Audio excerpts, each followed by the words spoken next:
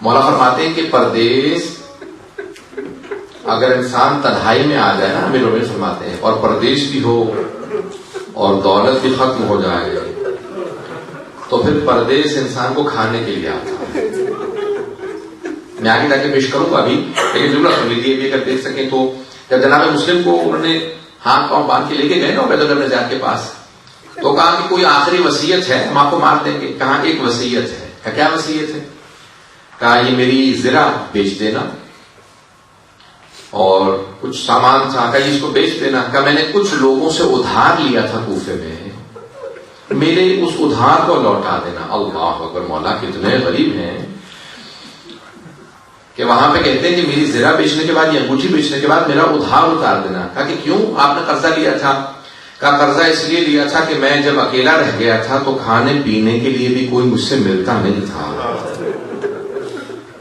ایسا نہ ہو کہ مسلم کچھ ادھار مانگے. اللہ اکبر. جب آئے تھے تو 2 بیٹوں کو ساتھ لے کے آئے تھے. آپ اولاد والے ہیں، میں ایک سوال کروں آپ سے، اگر کسی کے بچے چھوٹے ہوں اور آنکھوں سے دور ہو جائیں تو کیا کیفیت ہوتی ہے انسان کی؟ میں ایک سوال کروں گا آپ سے. میں بھی مسائل بہت پڑھنے والا ہوں، مجھے معاف کیجیے گا، میں سب مسائل پڑھنے کا عادی ہوں. آج میں پوری کوشش کر رہا تھا فضائل پڑھوں، لیکن میرا پورا ذہن مسائل کی طرف ہے. 3 ایسی ہستیاں ہیں جنہوں نے جناب سید الشہداء پہ اپنی پوری نسل قربان کر دی. 3 ہستیاں. پہلی ہے جناب زینب کبریٰ، بی بی نے اپنے دونوں بیٹے امام حسین پہ قربان کر دیے. دوسرے جناب مسلم، 4 بیٹے تھے، 2 کربلا میں شہید ہوئے ہیں، 2 کوفہ میں شہید ہوئے ہیں. آپ سوچ رہے ہوں گے تیسری ہستی کون ہے؟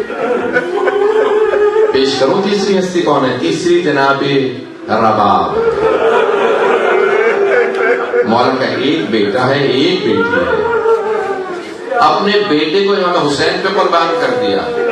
کہا مولا جب موقع ملے گا آپ کی بیٹی بھی آپ کی راہ میں قربان کر دے گا.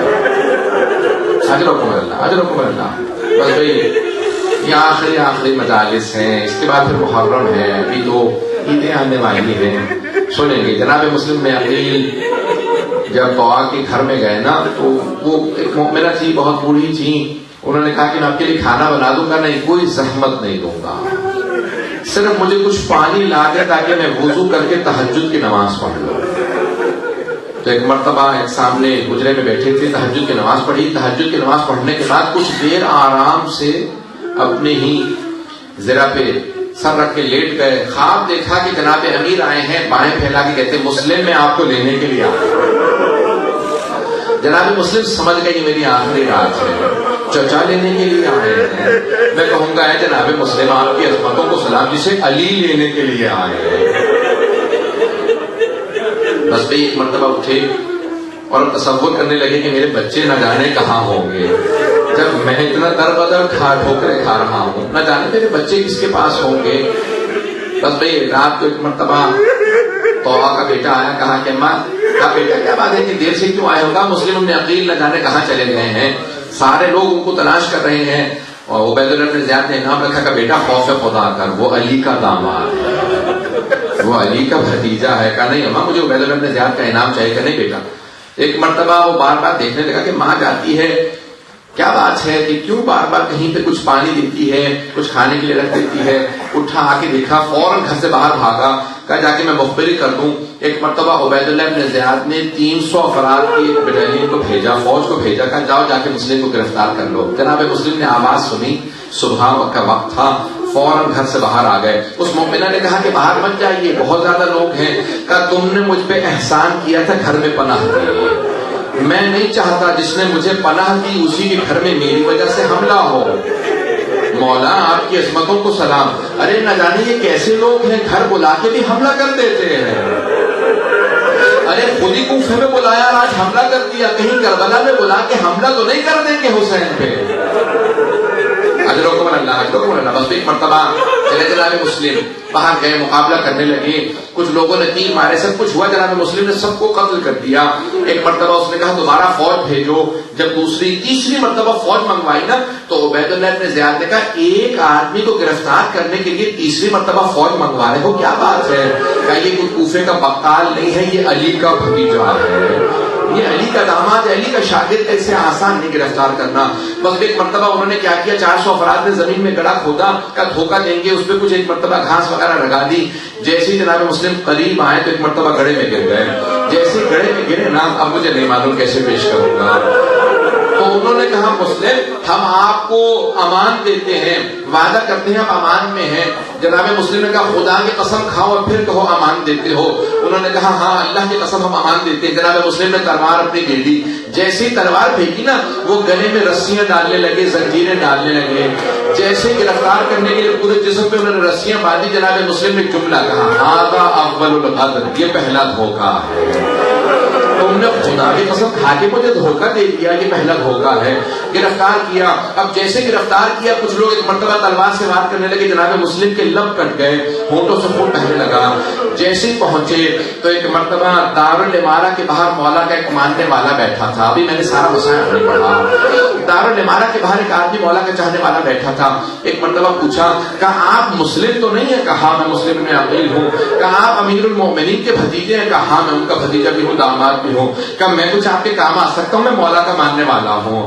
کہ اگر ہو سکے تو مجھے تھوڑا سا پانی لا دو, میں بہت پیاسا ہوں. ایک مرتبہ انہوں نے سامنے پانی رکھا. جناب مسلم پانی پینا چاہتے تھے, کٹے ہوئے لبوں سے خون بہنے لگا. کہا میرے اس پانی کے اندر بہت زیادہ خون آ گیا, مجھے اور پانی بدل کے دے دو. اس نے دوسرا پانی کا لیوان لے کے دیا. جب تیسری مرتبہ کوزے میں پانی دیا نا اور خون بہ گیا تو کہا کہ شاید خدا یہی چاہتا ہے میں اس کی بارگاہ میں پیاسا جاؤں. یہ شہید کربلا, پہلے شہید کربلا, اسی لیے پیاسے جا رہے ہیں. کہا نہیں میں پانی نہیں پیوں گا, بس اب پانی لے جاؤ, میں اکیلا اسی طرح سے جاؤں گا. ایک مرتبہ سامنے عبید اللہ ابن زیاد تھا. جناب مسلم کے پورے جسم میں رسیاں ہیں, زنجیریں ہیں. کہا کہ مسلم اپنے امیر کو سلام کرو. کہا میرا امیر صرف حسین ابن علی ہے, میں اس کے سامنے نہ جھکوں گا نہ اسے سلام کروں گا. ایک مرتبہ کسی نے کہا کہ عبید اللہ ابن زیاد مخاطب ہے. کہا کہ نہیں میں اس کو دیکھنا نہیں چاہتا, یہ حسین کا دشمن ہے, یہ علی کا دشمن ہے. عبید اللہ ابن زیاد نے اپنے طور پہ ایک مرتبہ کہہ دیا کہ اسے دارالامارہ کی چھت پہ لے جاؤ, سر قلم کر دو. جناب مسلم کو لے جانے لگے. جب لے گئے نا تو اب میں پیش کرتا ہوں, وہاں جناب سید الشہداء اضطراب میں تھے. آپ کے ذہن میں ہے نا عرفات سے چل پڑے ہیں سید الشہداء. جناب عباس نے چہرہ دیکھا جناب سید الشہداء کا, آقا کیا بات ہے, مولا کیا بات ہے, اتنے اضطراب میں ہے, اگر دیکھ سکے میری طرف دیکھیے گا. سید الشہداء نے اپنی 2 انگلیاں بلند کی. کہا عباس ذرا میری 2 انگلیوں کے درمیان میں دیکھو. جب دیکھا نا کہا مولا کوئی بڑا ہی مظلوم آدمی ہے, ہاتھ پشت پہ بندھے ہوئے ہیں, گھٹنے دونوں زمین پہ ہیں, گردن سامنے ہے, جلاد تلوار چلانے والا ہے. کہا عباس ذرا غور سے دیکھو. جناب عباس نے غور سے دیکھا. کہا مولا کہ میرا بھائی مسلم ہے. کہا مولا جیسے آپ نے مجھے دکھایا مجھے اسی معجزے سے وہاں پہنچا دے, میں اپنے بھائی کی مدد کروں گا, میرا بھائی اکیلا ہے. اجلوں کو میں تمام کر رہا ہوں.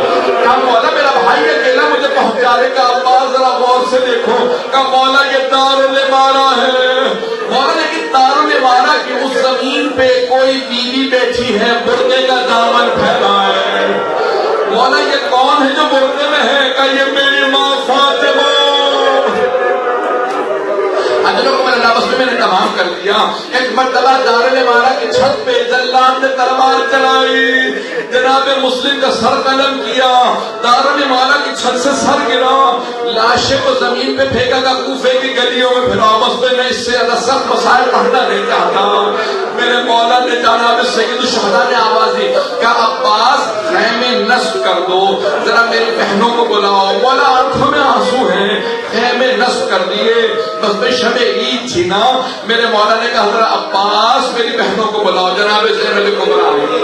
جناب زینب آئی, آنے کے بعد پوچھا بھیا کیا بات ہے, اتنے مضطرب کیوں ہیں بھیا, آنکھوں میں آنسو کیوں ہیں؟ مولا نے ایک مرتبہ جواب دیا. کہا زینب کوفے سے بہت بری خبر آئی ہے. جناب زینب سمجھ گئی ارے مسلم ہمارا بھائی وہاں پہ تھا. کہا کہ بھیا کیا بات ہے, کہ ذرا کچھ دیر کے لیے رقیہ کو بلا لاؤ. ایک مرتبہ جناب زینب اس خیمے میں گئی جہاں جناب رقیہ تھی. کا رقیہ بھیا نے بلایا ہے, امام حسین نے بلایا. جناب رقیہ نے فوراً اپنی بیٹی کو بلایا. کچھ نے حمیدہ نام بتایا ہے لیکن اکثر جگہوں پہ عاتقہ نام ہے. کہا کہ عاتقہ ماموں نے بلایا, فوراً میرے ساتھ چلو. بیٹی کا ہاتھ تھاما جناب رقیہ نے اور فوراً سید الشہداء کی بارگاہ میں آ گئی. کہ بھیا آپ نے بلایا تھا.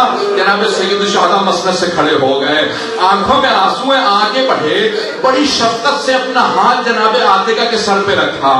ہاشمی بچی کی سمجھ گئی. کہ مامو جان کیا بات ہے, میرے بابا خیریت سے, کیا میرے بابا خیریت سے؟ جناب سید الشہداء نے کہا کہ میری بچی اپنے آپ کو یتیم نہ سمجھنا, ابھی مامو زندہ ہے, اپنے آپ کو یتیم نہ سمجھنا. فوراً اشارہ کیا, زینب شب عید ہے, ذرا میری صندوقچی لا دو.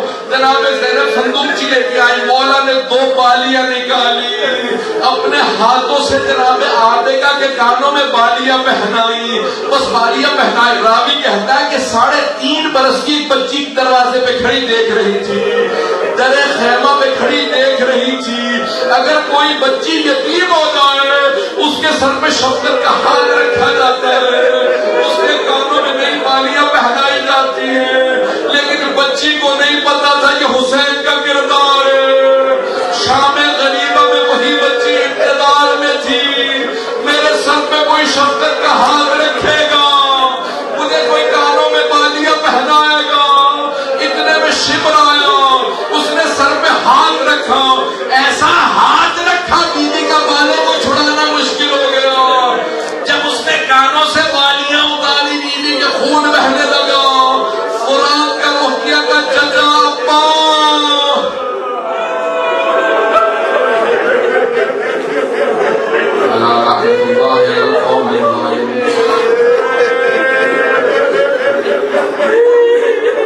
وَسَيَعْلَمُ الَّذِينَ ظَلَمُوا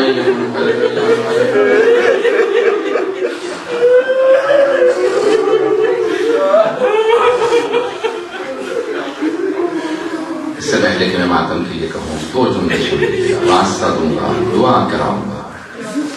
دعائیں مستجاب ہیں. آج کے رات میں دعا رد نہیں ہوتی. یا شب عرفہ ہے یا شب عید ہے, جو بھی ہو دونوں شبوں میں دعا رد نہیں ہوتی. شب جمعہ بھی ہے. ہاتھوں کا بلند کریں گے. میں ایک سوال کروں آپ سے, کبھی آپ نے دیکھا کہ کسی چھوٹے بچے کو کوئی بے دردی سے تماچا مارتا ہو؟ نہ جانے شام غریبہ میں کربلا میں آنے والے کتنے سخت دل تھے. یتیم بچوں کو بھی کبھی تماچا مارا جاتا ہے.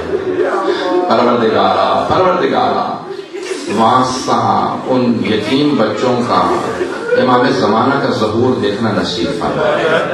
بس ایک مرتبہ یہ قافلہ چلا. پروردگارا ایک صرف واسطہ اور ہاتھوں کو بلند کر لے. ہاتھ جاتا ہے. دنیا کے حالات بہت سا خراب ہیں. عراق میں, شام میں, بحرین میں, یمن میں, نائجیریا میں, نہ جانے کہاں پاکستان میں, ہر جگہ پہ, افغانستان میں. پروردگارا سب کی حفاظت فرما. آئیں مل کے دعا کریں گے حاجات طلب کرنے کے لیے. پروردگارا میں ایک واسطہ دینے سے پہلے ایک سوال کرنا چاہتا ہوں. بہت سے مریضوں نے التماس سے دعا کی ہے. آپ نے کبھی آج تک دیکھا ہے کہ کسی بیمار سے بستر چھین لیا جاتا ہو؟